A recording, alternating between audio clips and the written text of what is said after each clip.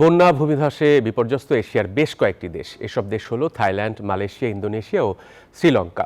দেশগুলোতে এরই মধ্যে প্রাণ হারিয়েছেন কয়েকশো মানুষ। এখনও নিখোঁজ আরও অনেকেই। বন্ধ ঘোষণা করা হয়েছে সব সরকারি অফিস ও স্কুল।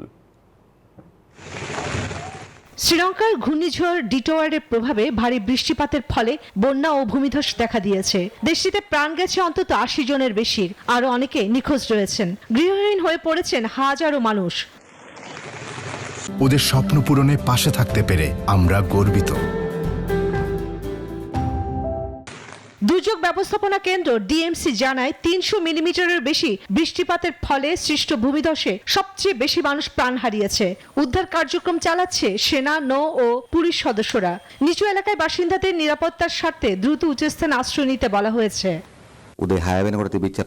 পরিস্থিতি দ্রুত অবনতি হওয়ায় সবাইকে নিরাপত্তা নির্দেশনা কঠোরভাবে মেনে চলতে হবে। আবহাওয়াবিদরা বলছেন রাজধানী কলম্বো বন্যার উচ্চ ঝুঁকিতে রয়েছে। এদিকে রেকর্ড বৃষ্টিতে সৃষ্ট হওয়া বন্যায় বিপর্যস্ত থাইল্যান্ডের দক্ষিণাঞ্চল। এরই মধ্যে প্রাণ হারিয়েছে ১৪৫ জন। এই বন্যাকে গত কয়েক বছরের মধ্যে অন্যতম ভয়াবহ প্রাকৃতিক বিপর্যয় হিসেবে চিহ্নিত করা হয়েছে।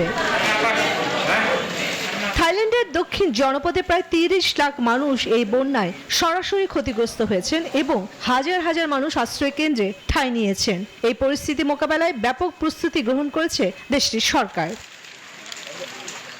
ইন্দোনেশিয়ার সুমাত্রা দ্বীপেও একই পরিস্থিতি। মৃতের সংখ্যা বেড়ে দাঁড়িয়েছে ১৭৪ জনে, নিখোঁজ অন্তত ৮০। চন্দ্রানী চন্দ্রা, নিউজ 24।